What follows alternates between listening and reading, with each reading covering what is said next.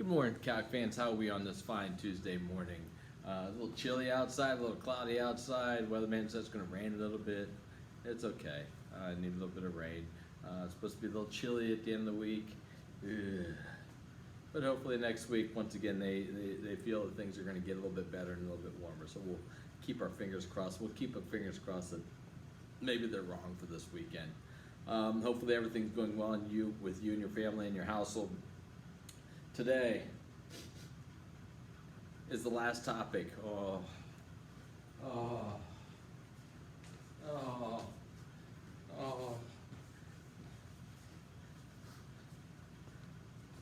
The last topic we're going to be covering in calc class. Oh my. Lions and tigers and bears. Oh my. The last topic we'll be covering in calculus today.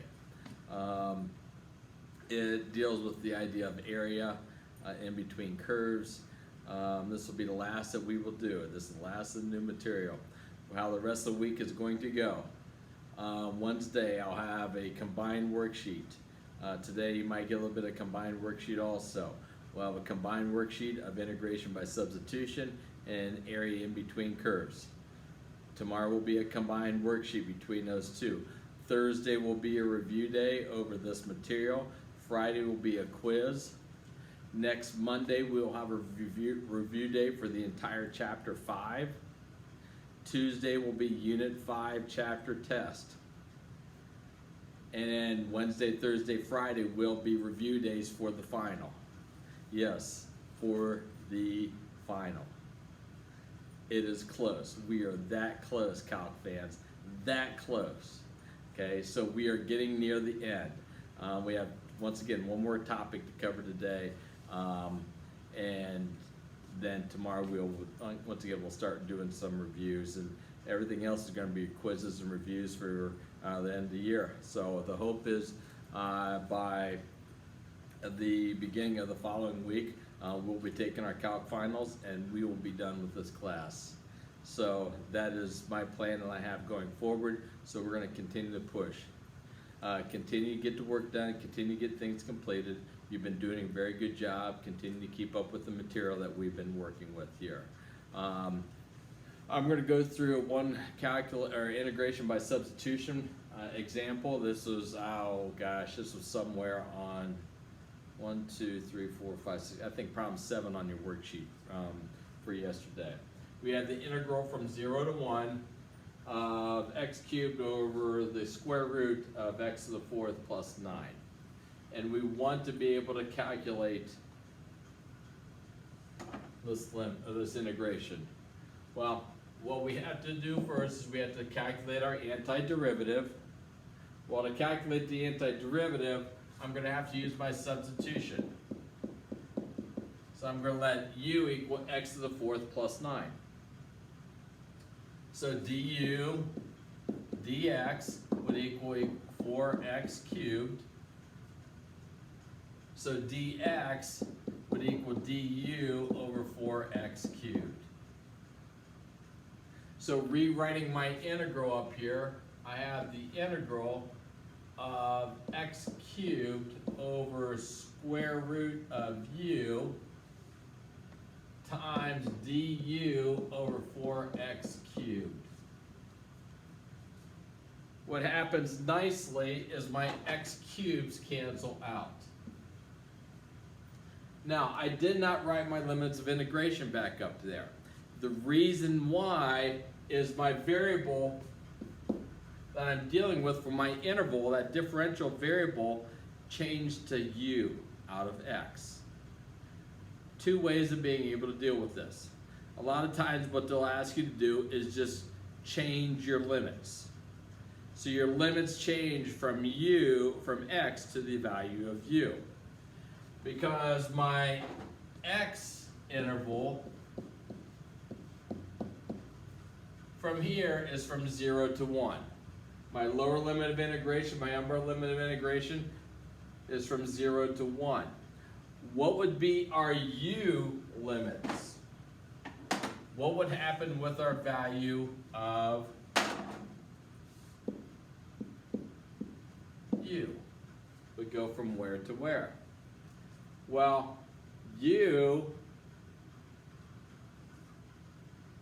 is equal to x to the fourth plus 9. X to the fourth plus 9. If x is a value of 0, what would u equal? Well, u would equal 0 to the fourth plus 9. This would give me a value of 9.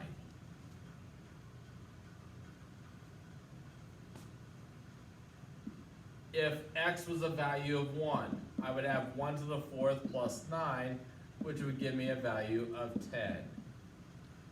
So with my u limits, if I change my limits of integration, u is going to go from 9 to 10. It's what, once again, they call change of limits.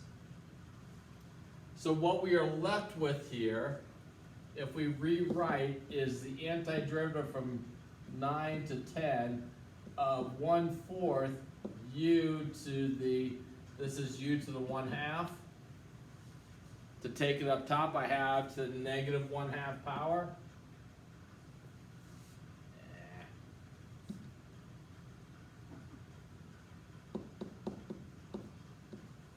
du. Once again, this allows us to keep our integrals in terms of u now, and I don't have to do any back substitution, which is sort of nice. So if I take my antiderivative, I add 1. So I have u to the 1/2. Then I take my 1/4 and divide it by my new value, which is 1/2. So we have 1/4 divided by 1/2, which is 1/4 times 2 over 1. So what we are left with is we are left with 1/2 u to the 1/2 that I have to evaluate from 9 to 10.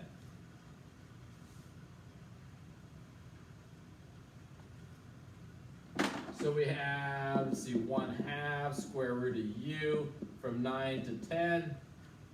I evaluated 10, so we have 1/2 times square root of 10 minus 1/2 square root of 9.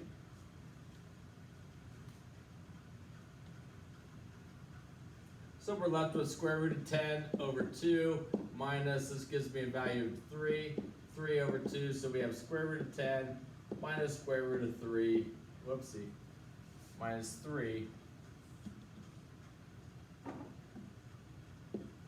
over 2 squares. That is what is called, once again, the change of limits. Now, if you want to keep it in terms of x, which is fine, we could have taken this right here and back substituted.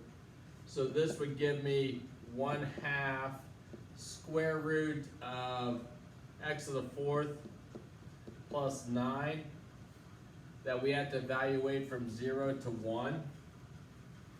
But you'll see what would happen is if I put in the value, evaluate at 1, I would have 1/2 times square root of 10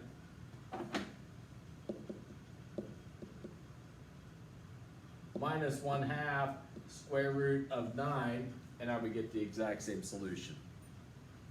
So once again, either way is correct.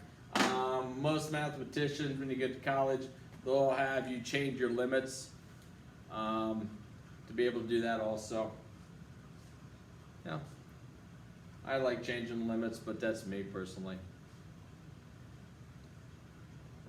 If you have any other questions about any other problems, that's fine. I will, please, of course, or please send me a message. I'll help you out. The problems for today is I want to find the area between the two functions that we have here. We have two functions. We have y equals x squared minus 2x plus 4. That is my parabola. This is y equals x plus 4.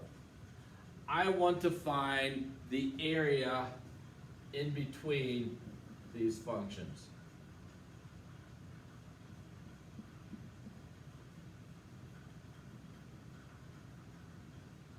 Which is this area right here.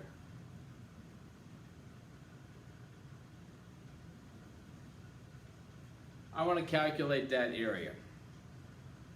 How do I go about doing that? Well, if you remember back to our definition of a definite integral, it allows us to calculate the area between the graph of a function and the x-axis over a specific interval. Well, if I take a look, the interval I'm working with here is from here to here. I'm looking at this interval from the points of intersection. Well, I need to be able to determine an interval somehow. And I need to be able to determine an interval on a value on the scale of x. So how do I determine an interval on a scale of x? Well, I can look at my graph here and it looks like if I've done things correctly, my interval is from 0 to 3. But algebraically, how could we do that? Well, what are we looking for here? We are looking for these points of intersection. Well, how do I determine points of intersection? Well, what we have is we have a system of equations. We have a system of equations. We have a multitude of ways of being able to solve this system of equations. One way is by substitution. For these points here, the x and y values will be the same. So this y value and this y value, we want to know when they are the same. So what we can do is we can substitute with something that's equal to. So what we are left with is we're left with x plus 4 equals x squared minus 2x plus 4. Well, if I'm solving this, I need to get them all equal to 0, so I can subtract my x and subtract my 4. So we are left with 0 is equal to x squared minus 3x. Now if we take a look, we could factor out the value of x. It's equal to 0. So our x values are a value of 0 and 3.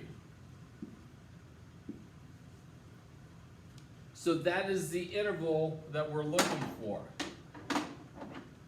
So my interval is from 0 to 3, which gives us our limits of integration. These limits of integration, these values here. Because we're going to be calculating area, I need to know what interval do I need to be finding the area of with my domain or for my variable x. So my x variables, my intervals from 0 to 3.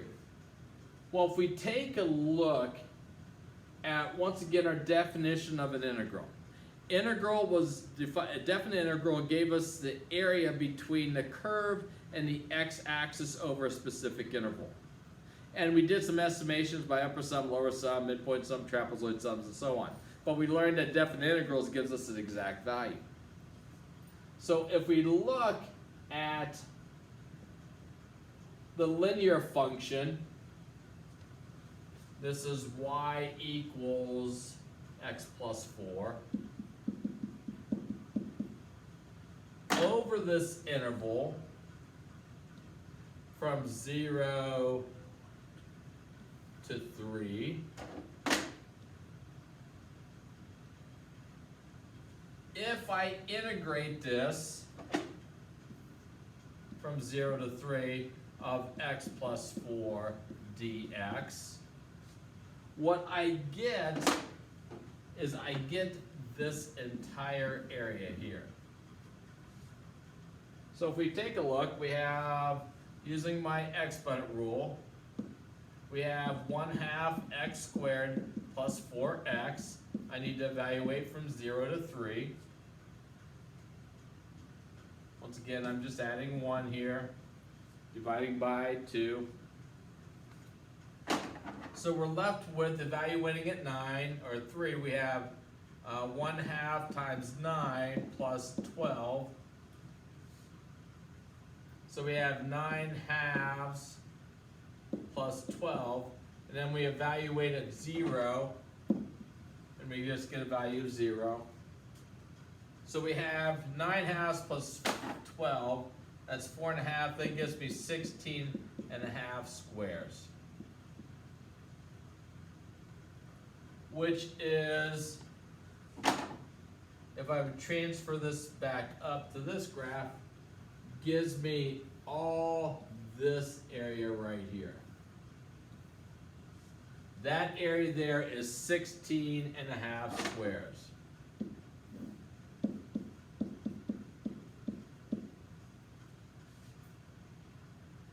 Well, if we take a look at our second function, which is y equals x squared plus, or minus 2x plus 4.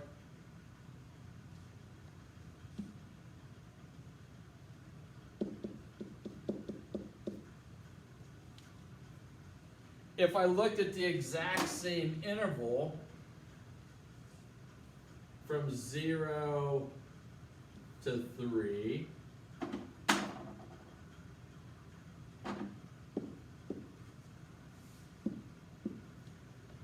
and I would integrate this from 0 to 3,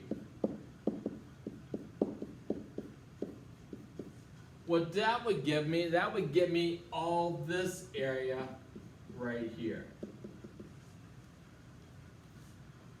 So integrating this, I'm adding 1/3 x cubed minus adding 1 x squared plus 4x, and I want to evaluate from 0 to 3. So if we evaluate from 0 to 3, we have 1/3 3 cubed minus 3 squared plus 4 times 3 minus evaluating at 0, which is 0. This is 27 divided by 3. This gives me 9 minus 9 plus 12. We get 12 squares. Which, if I take that back up to my original graph, what we just calculated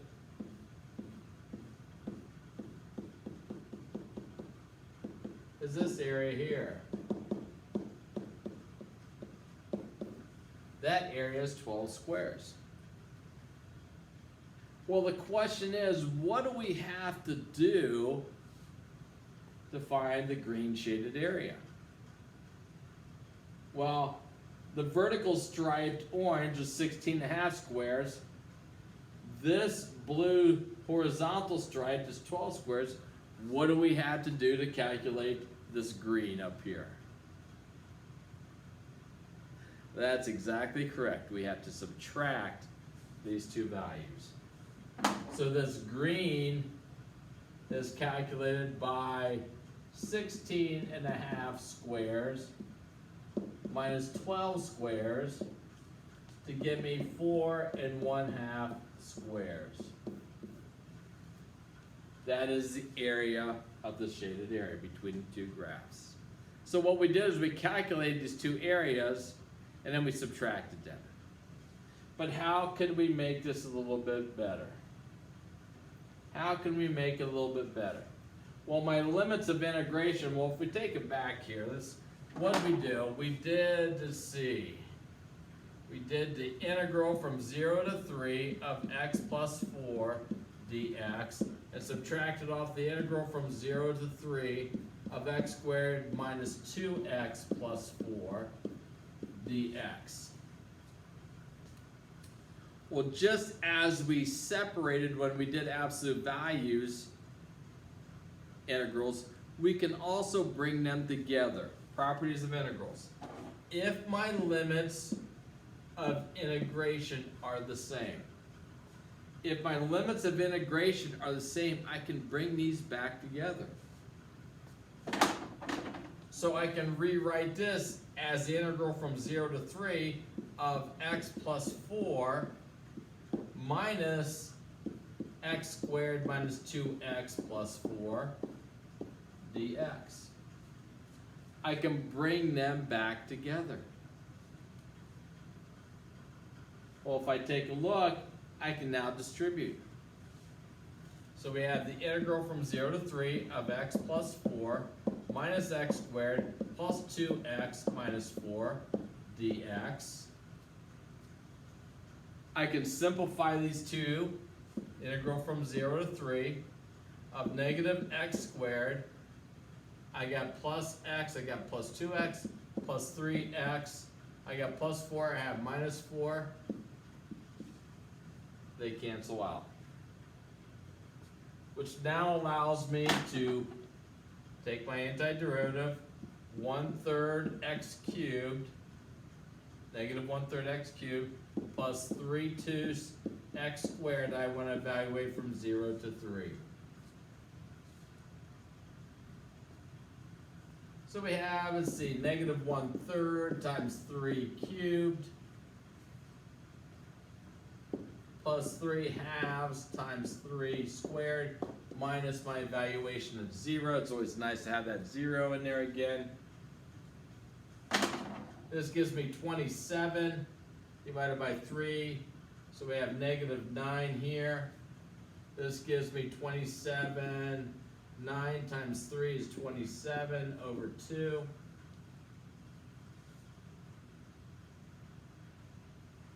This is negative 18 over 2 plus 27 over 2, which if I combine these together, this gives me 9/2 squares, which is the same as the 4.5. So we're able to calculate our area by just subtracting the two functions.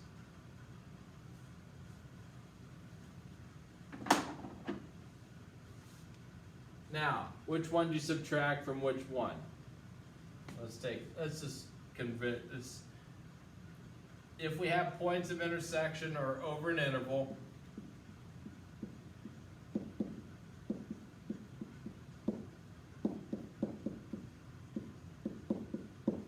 from A to B, and sometimes these are points of intersection.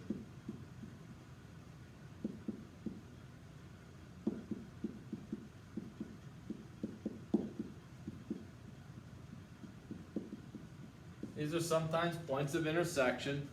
Sometimes we'll just have two graphs and just find the area between these from A to B. So they aren't points of intersection. An interval will be given to you. But sometimes you have to find these points of intersection. And that will give us our limits of integration. We have the integral from A to B of f of x minus g of x dx, where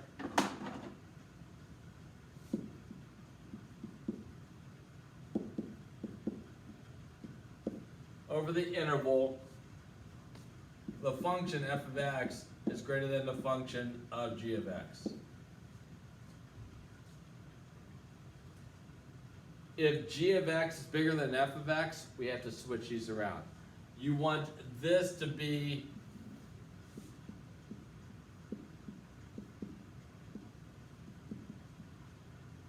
larger function over the interval. This is the larger function over the interval.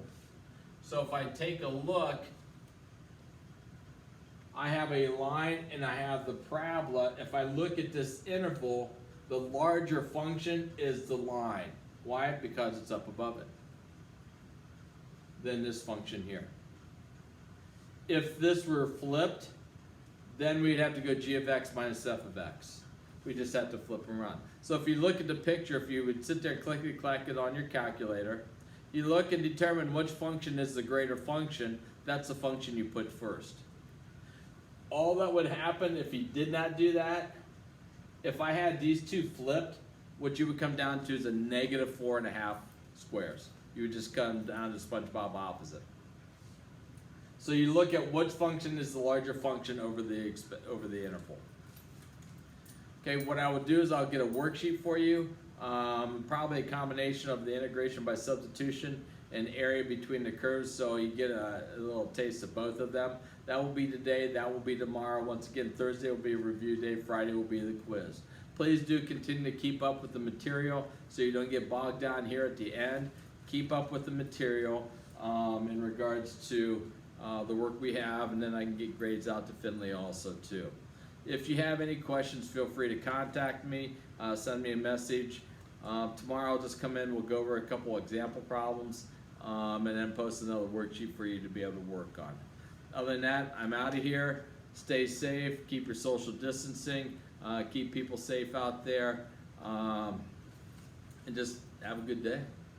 I miss you guys. I wish you were sitting here playing euchre at this point, but you're not. It's okay. Adios, you folks. Have a great day.